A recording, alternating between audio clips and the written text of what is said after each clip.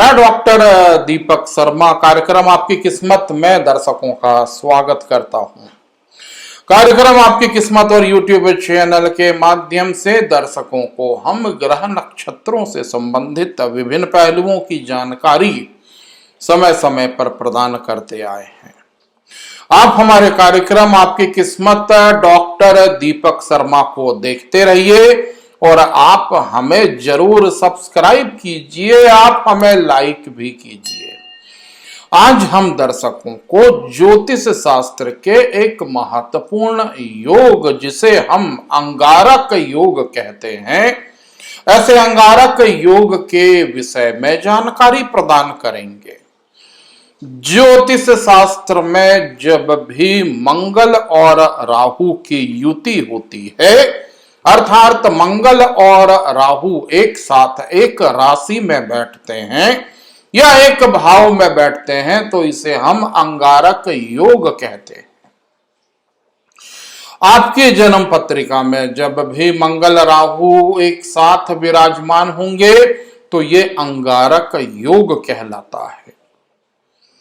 ज्योतिष शास्त्र में अंगारक योग को कभी भी अच्छा नहीं माना गया है, क्योंकि मंगल भी क्रूर और पाप ग्रह कहलाता है।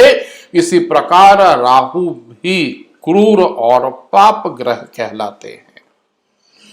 ये दोनों ग्रह दक्षिण दिशा के स्वामी होते हैं और जब भी मंगल राहु की युति होगी तो निश्चित रूप से केतु की दृष्टि भी मंगल राहु पर आएगी, क्योंकि राहु से सदा 7वें स्थान पर केतु की उपस्थिति होती है।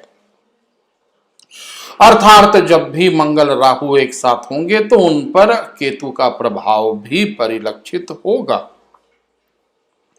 इन तीन पाप ग्रहों का प्रभाव यदि जन्म पत्रिका में कहीं भी होगा तो उस भाव से संबंधित कष्टों का सामना मनुष्य को करना पड़ता है। मंगल राहु अंगारक योग और केतु की दृष्टि सदा आपके समस्याओं और कष्टों का कारण बन सकती है। यदि लग्न स्थान पर प्रथम भाव पर मंगल राहु है या अंगारक योग निर्मित हो रहा है तो ऐसा जातक मानसिक पीड़ा का शिकार होता है। कभी भी उसे सुकून अर्थात शांति की प्राप्ति नहीं हो पाती है।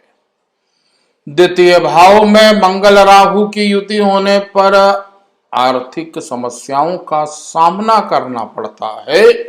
जरूरत से ज्यादा व्यय यानी खर्चों के कारण वह व्यक्ति निरंतर परेशान होता रहता है। पराक्रम स्थान पर मंगल राहु की युति अच्छी मानी जा सकती है। ऐसा व्यक्ति राजनीति के क्षेत्र में सफलताओं को प्राप्त करता है। पराक्रम स्थान पर मंगल राहु होगा तो जातक पुलिस, सेना या ऐसे शक्तिशाली पदों को भी धारण कर सकता है और वो साहसिक होता है या इस युग के अनुकूलताएं उससे प्राप्त होती हैं। राजनीति या ऐसे बड़े पदों में, मंत्री जैसे पदों में जो लोग रहते हैं उनकी जन्म पत्रिका के पराक्रम स्थान पर मंगल राहु की युति देखी गई है। चतुर्थ भाव में मंगल राहु होगा तो स्वाभाविक है कि दशम स्थान पर केतु की उपस्थिति होगी। ऐसे जातक को वकालत या न्यायिक पदों का कार्य करना चाहिए। कानून से संबंधित पढ़ाई में उसे सफलता की प्राप्ति हो सकती है या कोई न्यायिक सेवा में भी वह जातक जा सकता है। उसका कार्य क्षेत्र कोर्ट कचहरी से संबंधित हो सकता है। 5वें स्थान पर मंगल राहु की युति होने पर संतान पक्ष से संबंधित बाधाओं का सामना करना पड़ता है। संतान के सुख में कमी आती है। 6वें स्थान पर अंगारक योग अर्थात मंगल राहु की युति होने पर अज्ञात बीमारी का सामना करना पड़ सकता है। रक्त जनित समस्याएं, रक्तचाप या कोई भी ब्लड से रिलेटेड परेशानी उसे हो सकती है। विवाह स्थान पर मंगल राहु के होने पर उसे कभी भी जीवन साथी के सुख की प्राप्ति नहीं हो पाती है। वह व्यक्ति बार बार विवाह की दिशा में प्रयास करता है, परंतु उसे सफलताएं प्राप्त नहीं हो पाती हैं।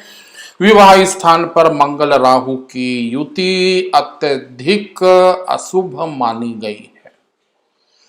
8वें स्थान पर मंगल राहु की युति भी अच्छी नहीं रहती है। इस भाव में मंगल राहु के रहने पर मनुष्य किसी न किसी रूप में शारीरिक पीड़ा का शिकार होता है और उसे किसी न किसी रोग का सामना करना पड़ता है। 9वें स्थान पर मंगल राहु है तो ऐसे जातक को भगवान हनुमान जी की उपासना करने से विशेष लाभ की प्राप्ति हो सकती है। 9वें स्थान पर कोई भी ग्रह ज्यादा खराब नहीं माना जा सकता है। इस भाव में पाप और क्रूर ग्रहों का भी अच्छा परिणाम देखने को प्राप्त होता है। इस भाव में मंगल राहु की युति कुछ मिला जुला फल आपको प्रदान कर सकती है।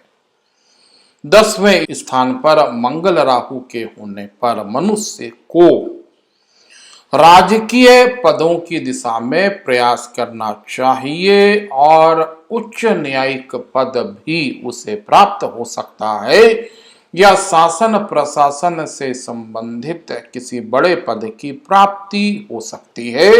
अर्थात 10वें स्थान पर अंगारक योग कुछ अच्छा परिणाम हमें प्रदान कर सकता है। 11वें स्थान पर भी मंगल राहु अर्थात अंगारक योग कुछ मिला जुला फल आपको दे सकता है। 12वें स्थान पर मंगल राहु की युति होने पर जातक तकनीकी शिक्षा को प्राप्त करता है और विदेश में कैरियर का निर्माण करता है। तकनीकी सेवा, किसी टेक्निकल वर्क से संबंधित उसका कैरियर हो सकता है। कुल मिलाकर के यदि मंगल राहु अर्थात अंगारक योग आपकी जन्म पत्रिका में बन रहा है तो आपको इससे संबंधित उपाय जरूर कर लेना चाहिए जिससे हम इसके प्रतिकूल परिणामों से बच सकें।